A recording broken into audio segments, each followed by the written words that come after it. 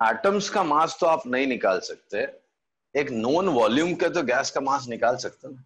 ये तो हमने जूनियर क्लासेस में भी पढ़ा है। हाँ, एक एक नॉन वॉल्यूम ले लो, ठीक है, इसको वैक्यूम से कनेक्ट कर दो, हाँ, वैक्यूम से कनेक्ट कर दो, राइट, और इसका एम्प्टी जो बॉटल है, जार है, उसका मास मेजर कर लो, फिर उसमें आप जो गैस फिल करनी फिल कर दो, हाइड्रोजन फिल कर दिया, राइट, कितने टेम्परेचर में, एट 1 एटमॉस्फेरिक प्रेशर आपने गैस फिल कर दी, तो उसकी रीडिंग निकाल ली, दोनों का डिफरेंस होगा, तो इतने वॉल्यूम का एक एटमॉस्फेयर पे रूम टेम्परेचर पे आपको मास मिल गया, राइट। फिर उसके बाद इसको वापस निकाल के आप दूसरी गैस डाल दो, फिर उसका मास निकाल। तो मुझे सारे एटम्स के मासेस का रेशियो पता चल गया। पहले तो मुझे कुछ भी सर पैर नहीं मालूम था, एक एटम कुछ पता ही नहीं, ना मैं वहां तक पहुंच सकता एटम तक। Now at least I know what, now I know ratio of masses of different atoms, ये मुझे पता चल गया। आई होप आपको भी पता चल गया। Now I know ratio of masses of each atom, क्या आपको पता चल गया? ये एवोगैड्रो हाइपोथेसिस से क्लब करके सबके वॉल्यूम्स फिक्स करके मासेस निकाल के आपने क्या कर लिया, एटम्स के मास का रेशियो निकाल लिया, ठीक है। अब देखो, उन्हें नोटिस क्या किया, सबसे छोटा एटम है hydrogen, hydrogen was smallest atom, सबसे कम मास वाला था, रेशियो जब निकाला तो हाइड्रोजन सबसे नीचे आ रहा था। हाइड्रोजन इज लाइटेस्ट एटम, सबसे हल्का एटम, लाइटेस्ट एटम, ठीक है। तो what they did, they took mass of hydrogen as 1, right. Actual में उन्होंने लिया, उनने रेशियो निकाल के, आप ऐसा मत समझना कि बाद में उनको मालूम चला कि इसमें एक ही प्रोटॉन है उसके लिए मास उनका उसका बन लिया, नहीं। एक्चुअल में हाइड्रोजन का मास अगर आप टेबल में देखोगे तो 1.0008 दिया होगा, राइट। तो hydrogen is lightest atom, so they considered its mass as 1, so mass of hydrogen atom was taken as 1 and mass of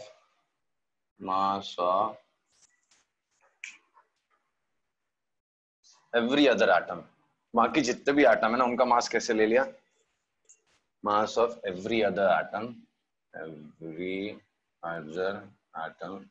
is taken as how many times heavy an atom is compared to hydrogen, ये logic आप समझो। मैं उन्हें सबका ratio तो मिल गया अपने को, हाइड्रोजन का, हीलियम का, लिथियम का, बेरिलियम का, बोरॉन का, सबका क्या मिल गया अपने को, मासेस का रेशियो मिल गया। सबसे छोटा हाइड्रोजन था, मास का रेशियो मिला है, मास किसी का नहीं मिला। बहुत इंटरेस्टिंग चीज है, मन में सोचो आप क्या बोलना चाहते हो। मिला है मतलब क्या? मतलब जैसे हाइड्रोजन का मास, ठीक है, वो जितना भी है, मुझे नहीं मालूम कितना है, वो जितना भी है, इसका नियरली 4 टाइम्स, ये हाइड्रोजन का एक एटम है, मुझे रेशियो मिला है। हम लोग बोलते थे ना बचपन में, 2 angles are in the 3 angles of a triangle and the ratio of 2:5, उसका मतलब ये थोड़ी ना कि ये 2 डिग्री है, 3 डिग्री है, ये 5 डिग्री है। तो फिर दूसरा मेथड से हम लोग निकाला करते थे, राइट। ऐसे ही हाइड्रोजन और ऑक्सीजन या हीलियम लिख देता हूं, हीलियम, इनके एटम्स के मास का रेशियो मिला है। मतलब अगर ये 5 है तो ये एटम्स के मास का रेशियो मिला है मुझे, एटम का मास तो मिला ही नहीं कभी, अभी भी नहीं समझा? समझा। हाँ, मुझे ये पता चला कि इसका 4 टाइम्स ये है, मुझे ये नहीं मालूम ये कितना वो नहीं मालूम, बट मुझे क्या मालूम चल गया, इसका 4 टाइम्स मास हीलियम का है, या इससे 16 टाइम्स मास किसका है? ऑक्सीजन का, राइट। तो मुझे कितने टाइम्स है वो मिला, मुझे ये नहीं मिला कि कितना मास है। तो मैंने क्या बोला, ठीक है ना, स्केल ही चेंज कर लेते हैं, केजी में बात ही नहीं करूंगा मैं आज से। मैं तो ये जो सबसे छोटा एटम है ना, इसका मास 1 एज्यूम कर लूंगा, और यूनिट जो है उसको मैं बोलूंगा एटॉमिक मास यूनिट। ये नई यूनिट बना दी हमने, क्या? Atomic mass unit. ये स्केल ही अलग है। भाई आपको कोई लेंथ मेजर करने बोलता हूं तो आप कैसे करते हो? एक स्टैंडर्ड मेजरमेंट है आपके पास 1 मीटर, और मैंने बोला आप अपने हॉल का, घर के हॉल का लेंथ मेजर करो, तो आप कंपेयर करते हो वो 1 मीटर के कंपैरिजन में कितने टाइम्स ज्यादा है वो लेंथ, तो उसको बोलते हो आप क्या? Length of the room. तो वो क्या हो गई? मीटर स्केल हो गई। मीटर स्केल में आपने how many folds the length of the room is as compare to the standard measure. तो मास के लिए स्टैंडर्ड मेजर क्या होता है? किलोग्राम। अभी एटॉमिक मास के लिए किलोग्राम हटा के उनने एटम का ही मास लेके हाइड्रोजन को 1 पकड़ लिया, और बाकी सब उससे कितने टाइम्स है वो उसके मासेस हो गए। तो एक नई स्केल ही बन गई, उसको बोलते हैं एटॉमिक मास यूनिट, राइट। तो जो स्मॉलेस्ट एटम था हाइड्रोजन, उसके मास को उन्होंने 1 कंसीडर किया, बाकी सारे एटम्स के मास को उससे कंपेयर किया, ठीक है। बाद में थोड़ी प्रॉब्लम्स आई, सबके बहुत फ्रैक्शन में अजीब अजीब से नंबर आ रहे थे, राइट। हाइड्रोजन के रिस्पेक्ट में आप देखते तो बहुत फ्रैक्शंस आ रहे थे, तो उन्होंने क्या बोला, एक काम करते, हाइड्रोजन को ड्रॉप करते हैं, लेट्स चूज ऑक्सीजन। तो some of them started measuring or expressing mass of the atom with respect to oxygen। अब आप बोलोगे सर ऑक्सीजन को 1 ले लिया तो ये तो बहुत अजीब सी चीज आएंगी। तो ऑक्सीजन को 1 ले लिया, ऑक्सीजन को 16 लिया, राइट। तो ऑक्सीजन को क्या लिया हमने? 16 लिया, एंड 16 कंसिडर करके बाकी सारे एटम्स का, ये अगर 16 है तो वो क्या है, यूनिटरी मेथड्स। तो ऑक्सीजन का 16 लेके बाकी सबके मासेस निकाल डाले, राइट। तो 2 स्केल बन गई, इससे भी सेटिस्फाइड नहीं थे लोग, राइट। फिर फाइनली जो बेस्ट स्केल है अब तक की, उसमें कार्बन का एक आइसोटोप है, उसको बोलते हैं कार्बन 12। तो आप बोलोगे सर कार्बन 12 बोल के आप बोलते हो उसका 12 रखा, तो एक्चुअली स्टोरी क्या है, कार्बन के 2 आइसोटोप्स हैं, और भी होते होंगे, लेकिन कार्बन 12 एंड कार्बन 14 सबसे ज्यादा जो नेचर में मिलता है, दैट इज कार्बन 12, राइट। तो कार्बन का जो आइसोटोप है, कार्बन 12 नाम ही रखा उसका बाद में, उसके एक एटम को 12 कंसिडर किया, एंड फिर उसके बाद सबके मासेस निकाले, राइट। एंड वो जो यूनिट थी, यूनिट वही रखी उन्होंने, एटॉमिक मास यूनिट। तो कार्बन 12 को रेफरेंस लेके आज का आपका पीरियोडिक टेबल बना है। आप अगर पीरियोडिक टेबल रीड करोगे, उसमें नीचे किसी के फ्रैक्शन में, लेकिन बहुत क्लोज टू नंबर्स दिए होंगे, एटॉमिक मासेस दिए होंगे। तो वो सब एटॉमिक मास कैसे निकाले हुए? कार्बन को रेफरेंस लेके। तो मैं आपको एक डेफिनेशन लिख के देता हूं एटॉमिक मास की। Atomic mass of an element, atomic mass of an element is how many times mass, sorry, how many times atom of that element is as compared to mass of carbon 12 atom, taking its mass as 12 units. ये story. तो किसी का भी atomic mass क्या होता है? Atomic mass of an atom as compare to mass of carbon 12 atom, taking it as 1। तो carbon का जो आइसोटोप है, उसके एटम का मास आप 12 एज्यूम कर लो, उसके कंपैरिजन में जो बाकी सबके हैं उसके मासेस निकाल लो, राइट। तो वो जो आएगा वो सबका एटॉमिक मास हो गया, एंड जो यूनिट कहलाएगी वो एटॉमिक मास यूनिट कहलाएगी। 1 AMU, एग्जैक्ट वैल्यू याद रखने की जरूरत नहीं। Now we know 1 AMU is 1.66 into 10⁻⁻27 kg। ये वैल्यू है 1 यानी कि अप्रोक्सीमेट वैल्यू है, राइट। कैलकुलेशन पर्पस के लिए हम लोग यही वैल्यू लिया करेंगे, 1.66 इंटू 10⁻⁻27 kg। ठीक है, तो ये हो गया आपका एटॉमिक मास की स्टार्टिंग। अब दो और चीजें रह गई, एक के ऊपर न्यूमेरिकल्स भी आते हैं, जेई में भी, नीट में भी, बोर्ड्स में भी पूछते हैं, स्कूल एग्जाम में भी पूछते हैं। तो दो और चीजें बताऊंगा। अच्छा, एक तो कहानी है एटॉमिक मास यूनिट, जो एएमयू यूनिट है ना, तो उसका नया फॉर्म भी है, उसको यूनिफाइड मास बोलते हैं। Unified mass, what is unified mass? Old time में दो स्केल चलती थी, एक ऑक्सीजन को लेके और एक कार्बन 12 को लेके, राइट। एक ऑक्सीजन वाली स्केल चलती थी और एक कार्बन 12 वाली स्केल चलती थी। तो ऑक्सीजन का उन्होंने क्या कंसिडर किया था? 16 कंसिडर किया। जो ऑक्सीजन वाली स्केल थी उसमें जो मास लिया था ऑक्सीजन एटम का, उसको 16 लिया था, राइट। तो उसका मास 16 लिया था, देखो, तो उसका मास 16 लिया था। ऑक्सीजन का मास 16 लिया और बाद में कुछ मेथड आया, मास स्पेक्ट्रोमीटर बोलते हैं उसको। तो मास स्पेक्ट्रोमीटर से मास मेजर करके देखा तो ऑक्सीजन का मास 16.0044 है। 16 आप लेके चल रहे हो और बाद में देखा तो 16 ही नहीं आ रहा, 16.0044 ऐसा कुछ तो आता। समझ ना स्टोरी? बहुत इंटरेस्टिंग है ये भी। ऑक्सीजन को आपने लिया 16, फिर से आपने ऑक्सीजन का सैंपल लिया, एटमॉस्फेयर से ऑक्सीजन गैस को सेपरेट करके उसका सैंपल लिया। उस सैंपल का मास स्पेक्ट्रोमीटर, जो आज की डेट में हमारे पास मेथड है निकालने के, तो मास स्पेक्ट्रोमीटर से device which is used to estimate the mass of an atom, तो उससे निकाल के देखा तो 16.0044 आ। ये तो कॉन्ट्राडिक्टरी स्टेटमेंट हो गया। ऑक्सीजन का 16 निकाल लेके स्टार्ट किया और ऑक्सीजन का 16.0044 ये कैसे हो गया?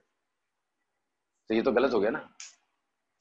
ऑक्सीजन का मास 16 एज्यूम किया और मास स्पेक्ट्रोमीटर से ऑक्सीजन, एटमॉस्फेयर से ऑक्सीजन का सैंपल लिया, उस सैंपल में ऑक्सीजन एक एटम का मास 16.0044। तो ये तो कॉन्ट्राडिक्टरी स्टेटमेंट हो गया। इसके लिए बाद में oxygen scale was dropped and this is finally approved. तो उसके बाद जो स्केल बनी उसको नाम दिया था यूनिफाइड मास, राइट। एंड उसमें एएमयूज नहीं लिखते, खाली यू लिखते हैं। तो अगर आप देखोगे ना टेक्स्ट बुक्स में तो 1U लिखा होगा ऐसा, 1.008 यू लिखा होगा, एएमयूज नहीं लिखा होता, ठीक। तो अभी एएमयू नहीं लिखते हम लोग, खाली यू लिखते हैं, राइट। वो वर्ड कहां से आया? यूनिफाइड मास से आया। क्यों आया? आई होप आपको समझ में आ गया। पहले दो स्केल चलती थी, ऑक्सीजन और कार्बन की, बाद में ऑक्सीजन वाली ड्रॉप करके मर्ज कर दिया, एक ही मास यूज करते हैं अभी सब लोग कार्बन के रिस्पेक्ट में, तो उसको नाम दिया यू। अब फाइनल जो इंटरेस्टिंग वाला पार्ट है, एक वर्ड होता है एवरेज एटॉमिक मास। अब ये क्या कहानी है? नेचर में जैसे आप कार्बन 12 और कार्बन 14 बोलते हो, या ऑक्सीजन 16, O17, O18 बोलते हो, ये फर्क क्यों आया था मालूम है? आपने O16 बोला, O17 बोला, O18 बोला, आपने तीन ऑक्सीजन एटम बता दिए मुझे, 3 आइसोटोप है। तो क्या मैं अगर एटमॉस्फेयर से ऑक्सीजन गैस का एक सैंपल लूंगा, एटमॉस्फेयर से ऑक्सीजन गैस का एक सैंपल लूंगा, तो उसमें क्या तीनों आइसोटोप्स मिलेंगे या खाली O16 रहेगा? मोस्ट अबंडेंट फॉर्म में जो होगा वही मिलेगा।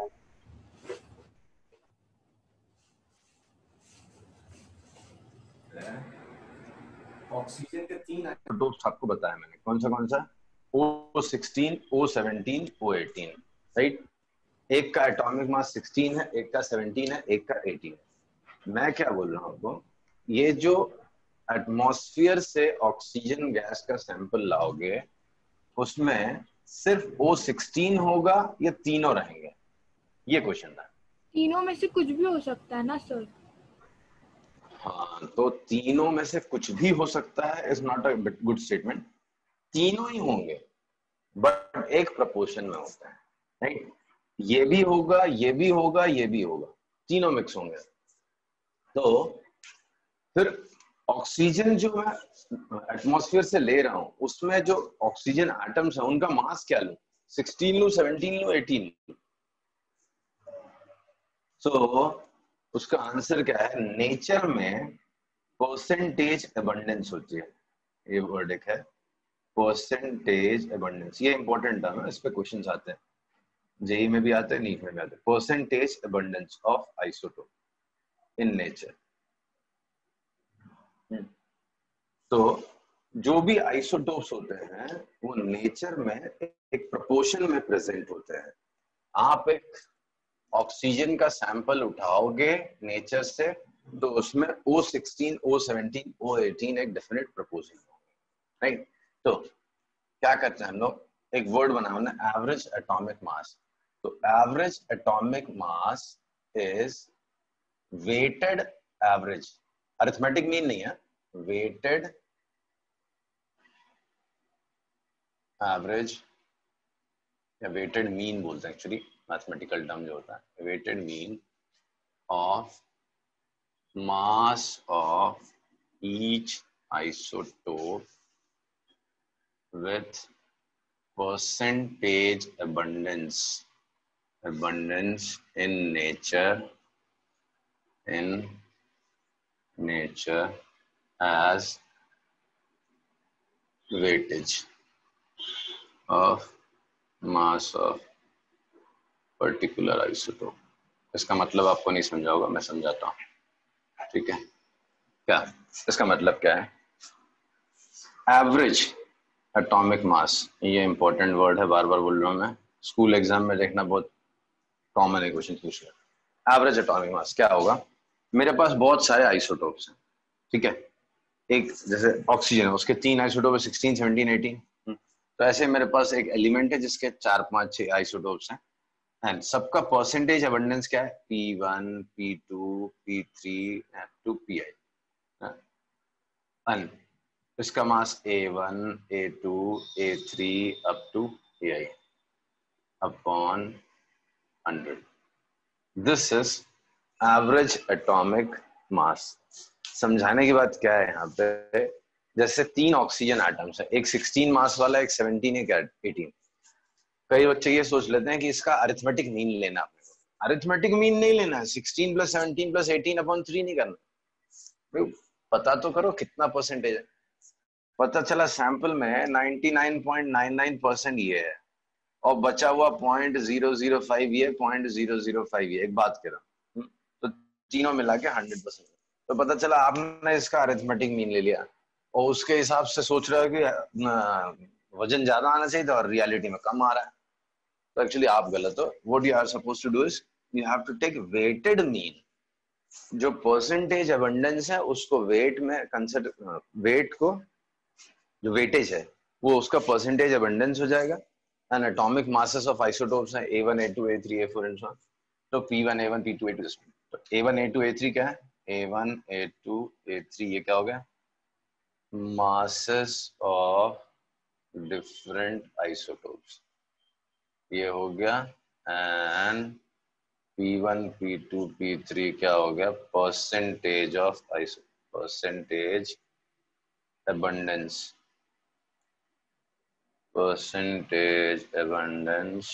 Of isotope.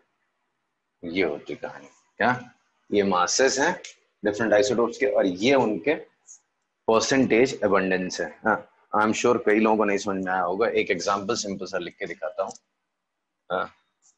तो 2 क्वेश्चन जो एग्जाम में आए हुए हैं वो कराता हूँ, एक क्वेश्चन की हेल्प से एक्सप्लेन करता हूँ। Percentage abundance of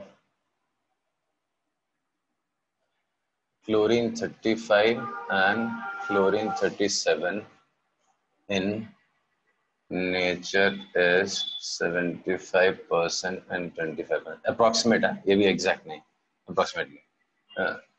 calculate approx average atomic mass of chlorine. तो क्लोरीन एटम का एवरेज एटॉमिक मास निकालना है। ठीक है। सो अगर आप नेचर से सैंपल लाओगे किसका, क्लोरीन गैस का, तो उसमें दो आइसोटोप मिलेंगे आपको, एक क्लोरीन 35 मिलता है और एक क्लोरीन 37 मिलता है। तो ये दोनों आइसोटोप किस प्रोपोर्शन में प्रेजेंट है वहां पे, 3:1 के रेशियो में। 3 पार्ट क्लोरीन 35 Cl35 और एक पार्ट है आपका Cl37। तो किसी ने मुझसे बोला फाइंड एवरेज एटॉमिक मास, तो मैं बोलूंगा ओके, कैसे निकालेंगे, average atomic mass is P1, percentage है 75 किसका, Cl35 का, उसका एक एटम का मास 35 प्लस परसेंटेज अबंडेंस है 25% किसका, Cl37 upon total of percentages which is always 100। सो ये कितना हो गया, 314, 35 3 105 प्लस 37 अपॉन 4, ये हो गया 142 अपॉन 4 दैट इज 35.5। तो ये है किसका mass, average atomic mass of chlorine atom. अगर आप टेबल देखोगे तो वहां पे क्लोरीन एटम का मास 35.54 समथिंग दिया, बिकॉज ये 74 समथिंग होता है और ये 25 मतलब ये जस्ट सम्स हो, वहां जो एग्जाम में आया था वो 75-25 लिख के आता है। और उधर जो आपने फॉर्मूला लिखा है वो यूनिवर्स में वही यूज करना है ना हमको। हाँ, अब एक्चुअली एक वर्ड होता है, तुमने स्टैटिस्टिक्स में पढ़ा नहीं, उसको बोलते हैं वेटेड मीन। वेटेड मीन बोलते हैं, इनफैक्ट शायद से तूने तो पढ़ा भी होगा, आईजी में नहीं था। तो वेटेड मीन एक वर्ड होता है, एक अरिथमेटिक मीन होता है जिसमें हम लोग सीधा सीधा ऐड करके एन से डिवाइड कर देते हैं, वो अरिथमेटिक मीन होता है। और एक होता है वेटेड मीन, वेटेड मीन। तो वेटेड मीन में क्या होता है, सबको अलग अलग वेटेज मिलता है, तो जो ज्यादा परसेंटेज में उसको वेटेज ज्यादा मिलना चाहिए, तो परसेंटेज बिकम्स वेटेज। है एक कॉन्सेप्ट है, मैथ्स में छोड़ दो, आपने नहीं सिलेबस में नहीं था, बस आप ये याद रखो कि जितना जिसका परसेंटेज है उसके हिसाब से उसका एटॉमिक मास बढ़ जाता है। तो जैसे क्लोरीन 35 75% है, क्लोरीन 37 आपका 25%, तो 75 इंटू 35 प्लस 25 इंटू 37 अपॉन 100। तो ये 25 से डिवाइड किया 314, तो 3 इंटू 35 105, 37 4 आंसर आएगा। समझा? Yes yes sir. हाँ सर। ओके, नाउ 2 क्वेश्चन मैं देता हूँ, वो करो जो एग्जाम में आए हुए हैं।